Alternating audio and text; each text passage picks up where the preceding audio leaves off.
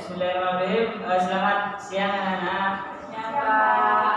Ya, sudah kenal ya dengan saya ya. Nah, di sini saya baru beberapa hari di sekolah ini. Ada yang sudah kenal pada saya? Jadi, Betul sekali. Saya rasa kalau teman-teman anak-anak sudah pada kenal, tidak perlu saya memperkenalkan lagi gitu ya, memperkenalkan diri. Nah, oke, gimana kabarnya hari ini, anak-anak? alhamdulillah baik, Pak. Alhamdulillah baik, tidak ada yang sakit ya. Bismillahirrahmanirrahim. Kita mulai dulu ya pembelajaran hari ini, karena kita hari ini akan belajar terkait dengan cerita rakyat gitu ya.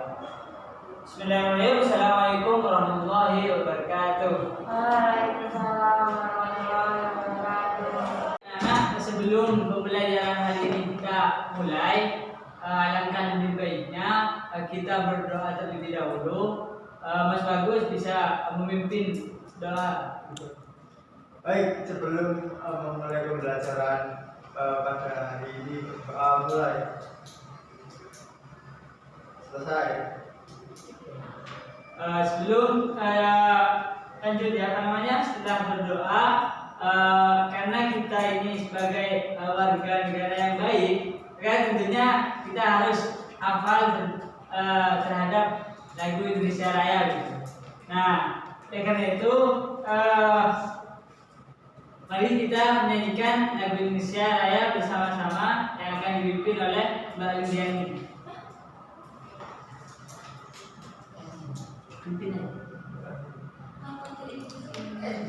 Baik, teman-teman. Mari kita menyanyikan lagu Indonesia Raya. Sebelumnya kita berdiri terlebih dahulu.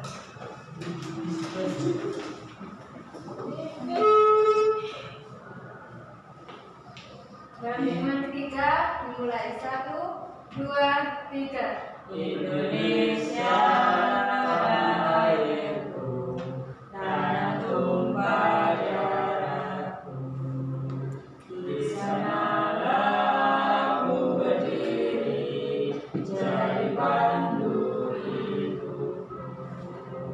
Indonesia kebangsaanku, bangsa dan tanah airku, marilah kita bersatu, Indonesia bersatu.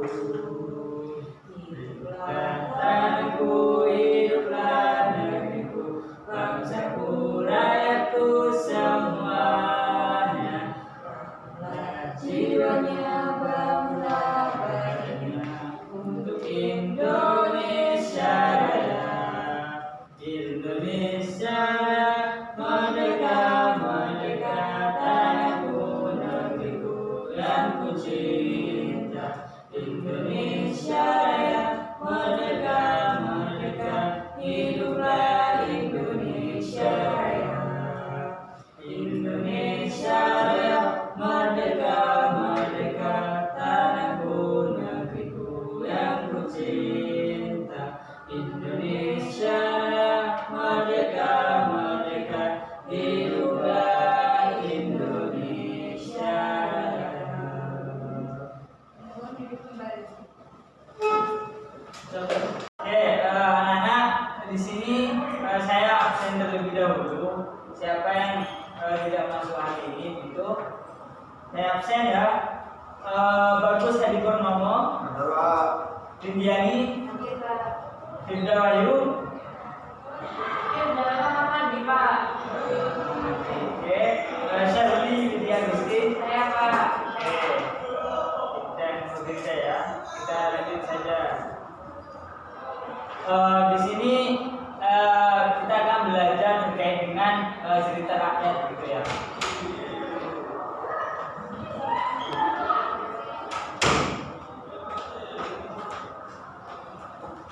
Nah, di sini sebelum saya jelaskan, mungkin dari kalian semua ada yang tahu apa itu cerita rakyat?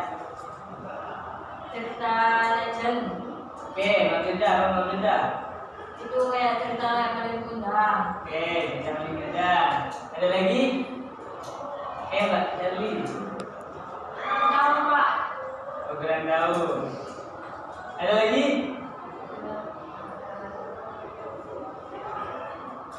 Bis, kok kena aja, bis. Oke, di sini ada yang tahu apa itu cerita rakyat? Saya Pak. Ya, monggo. Cerita rakyat itu kayak seperti cerita yang legend itu kayak paling kundang, timun mas gitu Pak. Oke, ada lagi? Belum tahu Pak. Kurang tahu. Yang lain? Gak ada. Oke, lanjut ya. Oke, lanjut. Kata Cinta tadi, cerita rakyat. Sabit? Kayak seperti cerita legend kayak paling kundang, timun mas gitu Pak. Oke, seperti timun mas dan mani bunda gitu ya. Iya. Nah, jadi cerita rakyat ini merupakan Oke. Oke, cerita rakyat merupakan cerita yang mana cerita-cerita itu sudah lampau ataupun zaman terdahulu ya.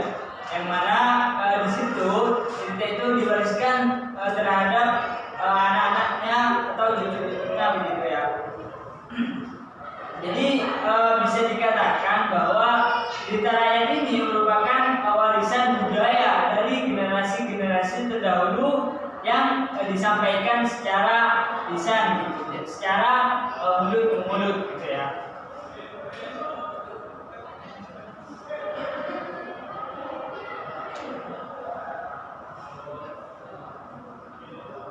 Tapi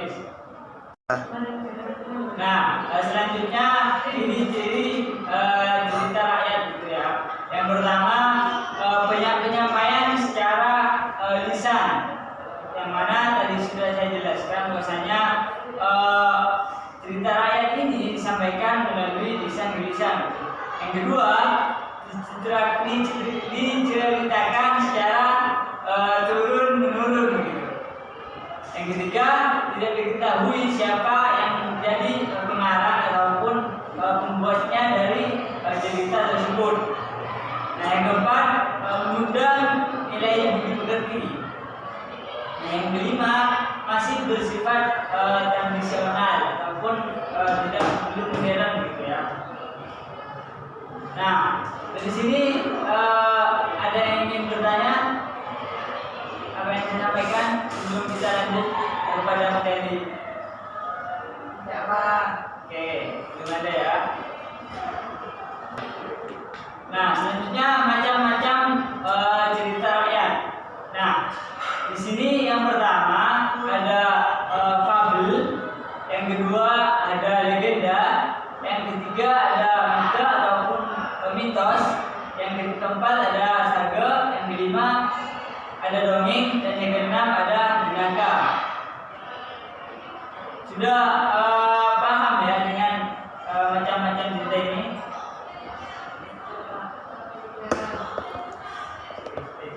Sip. Nah, selanjutnya ada contoh dari cerita rakyat begitu ya. Nah, ini dari cerita rakyat yang terkenal dari Jawa Timur. Yang pertama ada cerita rakyat Keong Arang. Mungkin di sini ada yang tahu terkait dengan cerita itu. Yang kedua ada cerita rakyat Keong Mas. Nah, ini juga sudah dijadikan sebuah film gitu ya. Jadi saya rasa ini sudah tidak asing lagi. Nah, yang ketiga ada cerita Andai-andai lumut. Nah, ini juga saya rasa kalian juga pernah dengar gitu. Sudah Pak. Oke. Ini dari cerita rakyat yang berasal dari Jawa Timur ya. Nah, yang kedua cerita rakyat yang berasal dari Jawa Tengah. Nah, yang pertama itu ada cerita Jakartaru. Yang kedua ada cerita Timun Mas. Yang ketiga ada cerita Jaga Gede. Nah, saya rasa teman-teman di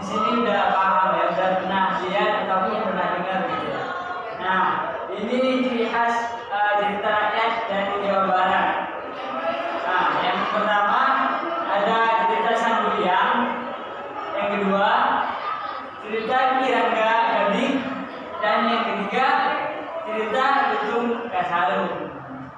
Ini ya contoh-contoh cerita dari beberapa daerah. Sampai sini ada yang ingin bertanya? Saya Pak. Saya Pak. Oke, stop it. Dari sini ada yang ingin bertanya? Saya Pak. Ya, monggo. Baik. Ini kan cerita rakyat ya Pak ya. Saya mau bertanya, apa manfaat mempelajari dari cerita rakyat ini bagi kita? Oke. Sebelum saya menjawab pertanyaan apa yang dipertanyakan bagus, saya lanjut jelaskan dulu dahulu ya, karena nanti jawabannya ada di sini ya. Baik. Selanjutnya, Saya Pak. monggo. Ya. Tadi kan di situ kan ada dijelaskan cerita-ceritanya itu ada dongeng, ada fable gitu ya Pak, Ya. sama cerita rakyat. Nah bedanya dongeng sama cerita rakyat itu apa? Oke. Ya, jadi pertanyaan kita tadi terkait dengan apa perbedaan dongeng dengan cerita Iya rakyat. Pak. Nah, ini terkait dengan cerita rakyat ini. Cerita rakyat ini lebih ke mengisahkan suatu kejadian yang dimana itu berasal dari tempat ataupun asal muasal sebuah tempat begitu ya. Sedangkan dongeng ini berfungsi menyampaikan ajaran-ajaran moral yang mendidik dan juga menghibur gitu ya. Itu terkait dengan perbedaan cerita rakyat dengan dongeng gitu. Oh gitu Pak. Makasih Pak. Ya, sama. Oke, ada lagi yang ingin bertanya? Oke, ada yang ingin bertanya lagi? Bisa Pak. Oke, belum ada ya. Oke, kita lanjut terlebih dahulu. Nah, di sini selanjutnya terkait struktur cerita rakyat gitu ya. Nah, cerita rakyat ini juga memiliki struktur gitu. Yang pertama ada orientasi, yang kedua ada komplikasi, dan yang ketiga ada resolusi, yang keempat ada koda. Nah, selanjutnya yaitu fungsi dari cerita rakyat. Nah, ini ada kaitannya dengan apa yang ditanyakan oleh Bagus tadi ya. Ya kan? Ya Pak. Oke, yang pertama ada fasilitator pelatihan, yang mana cerita rakyat ini dimaksudkan untuk menyampaikan pesan moral yang positif kepada anak-anak kita ataupun cucu-cucu kita begitu. Itu salah satu manfaat dari belajar cerita rakyat gitu. Yang kedua, layanan hiburan.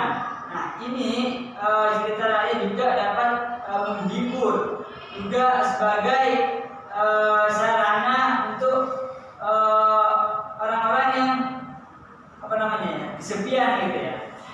Nah, yang ketiga, mempertahankan nilai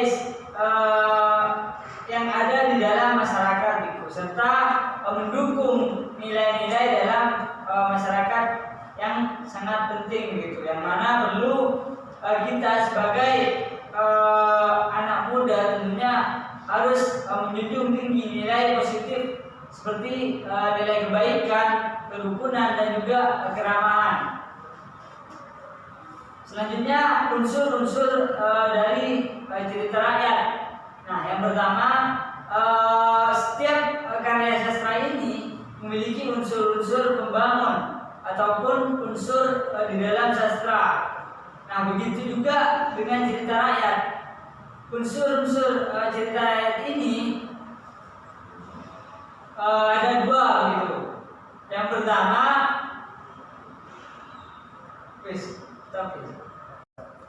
nah, jadi unsur-unsur dalam cerita rakyat itu ada dua. Yang pertama unsur intrinsik, dan yang kedua unsur ekstrinsik gitu.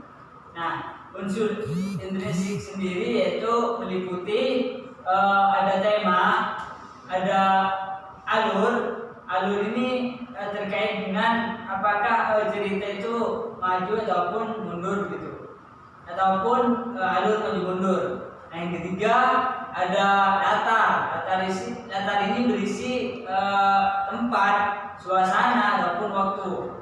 Nah, yang terakhir ada tokoh ataupun penokohan. Nah, siapa yang menjadi tokoh di balik cerita tersebut gitu. Nah, yang selanjutnya unsur-unsur ekstrinsik gitu. Nah, ini meliputi 4. Yang pertama nilai agama, yang kedua nilai moral, yang ketiga nilai budaya, dan yang terakhir nilai sosial gitu. Nah, mungkin itu yang bisa saya sampaikan. Mungkin dari kalian semua ada yang ingin bertanya lagi? Ada yang bertanya? Cukup ya. Stop. Oke, mungkin itu ya dari terkait dengan cerita rakyat begitu.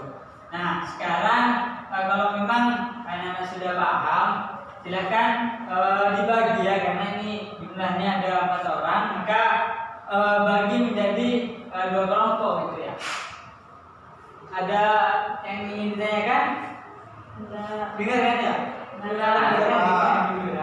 Nanti bisa dilanjut nanya.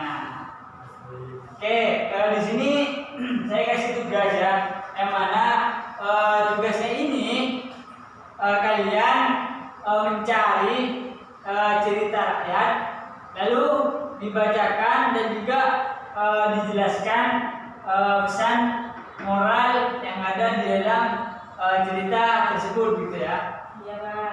Sampai sini ada yang ingin ditanyakan? Paham terkait dengan tugasnya? Paham. Oke, kalau paham silakan bisa mencari terlebih dahulu cerita rakyat begitu. Oke, dimana tugasnya udah selesai mencari? Sudah. Kalau sudah, silakan bisa diceritakan sedikit terkait dengan yang kalian dapatkan gitu. Terus pesan moralnya seperti apa gitu. Mungkin bisa maju ke depan. Ya Pak. Ya, monggo. Baik, assalamualaikum warahmatullahi wabarakatuh. Waalaikumsalam. Jadi Bapak Jabir menurut memberi tugas ya. Jadi yang saya ceritakan dari cerita rakyat ini adalah maling kondang. Maling kondang. Jadi maling kondang ini adalah yang dimana seperti dikisahkan dalam film-film itu anak yang durhaka kepada mamanya ya. Jadi yang dimana dikutuk menjadi es batu, menjadi batu ya, menjadi batu ya. Jadi ini dalam kisah cerita rakyat maling kundang ini, pesan moralnya menurut saya adalah dimana kalian itu gak boleh bandel ya sama orang tua, gak boleh melawan, gak boleh aneh-aneh gitu. Nah, karena dalam kehidupan dimana Tuhan adalah jalur dari kedua orang tua ya, teman-teman maaf ya. Dimana kita berdoa kepada Tuhan, nah itu kedua orang tua kita juga berdoa. Baik, itu pesan moral dari ini cerita rakyat maling kundang Bapak Jabir. Oke, terima kasih, bagus. Terima kasih dulu, bagus. Ayo, siapa yang sudah selesai? Oke, Sabli, monggo.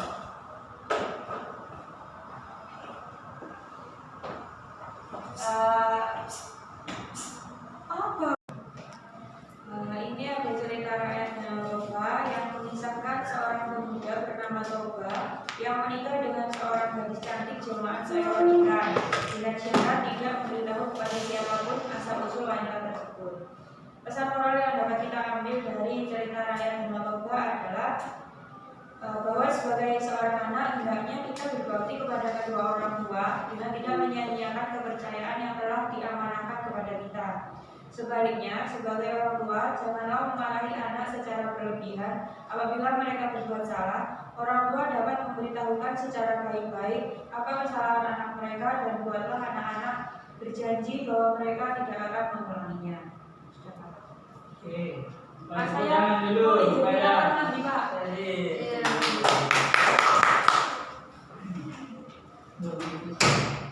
Oke, baik anak-anak, karena apa namanya itu presentasi penyampaian ataupun presentasi dari Mas Bagus dan juga Mbak Sally tadi. Nah, pembelajaran hari ini saya rasa sudah cukup begitu, dan saya rasa juga anak-anak semua sudah paham gitu. Nah, sekarang saya ingin bertanya terkait dengan apa yang kalian dapatkan berkaitan dengan materi pada hari ini. Mungkin Pak Firda terlebih dahulu, apa yang bisa didapatkan terkait dengan pembelajaran hari ini? Pentingnya untuk adik-adik kita yang kecil itu dikasih tahu kalau cita-cita itu ada yang bagus ketimbang kayak kita yang tertinggi gitu. Oke. Terima kasih. Selanjutnya Mbak Rindiani, apa yang kamu ketahui ataupun yang kamu dapatkan terkait dengan materi pada hari ini? Sudah kan? Kalian sudah ini.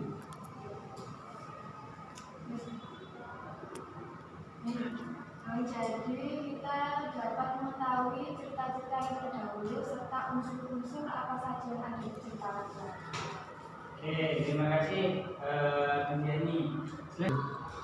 Selanjutnya, Bagus, apa yang kamu dapatkan terkait dengan pembelajaran hari ini? Baik ya, tadi yang Bapak ajarkan dari materi ini adalah bagaimana kita mengetahui pesan moral dari cerita rakyat dan cara bagaimana mengaplikasinya kepada masyarakat. Oke, terima kasih. Ya. Bagus. Oke, itu aja ya anak-anak terkait dengan materi pada hari ini, dan minggu depan kita belajar materi terkait dengan surat pribadi dan juga surat resmi gitu ya. Nah, kita akhiri. Terima kasih atas kehadirannya. Sebelum kita tutup, mungkin bisa apa namanya? Berdoa terlebih dahulu. Berdoa dipimpin oleh Mbak Sally. Sebelum pulang, mari kita berdoa untuk keluarga dan percaya masing-masing. Berdoa dimulai. Berdoa selesai. Oke, terima kasih Mas Sally. Baik, kita akhiri. Sekian. Wassalamualaikum warahmatullahi wabarakatuh. Waalaikumsalam warahmatullahi wabarakatuh.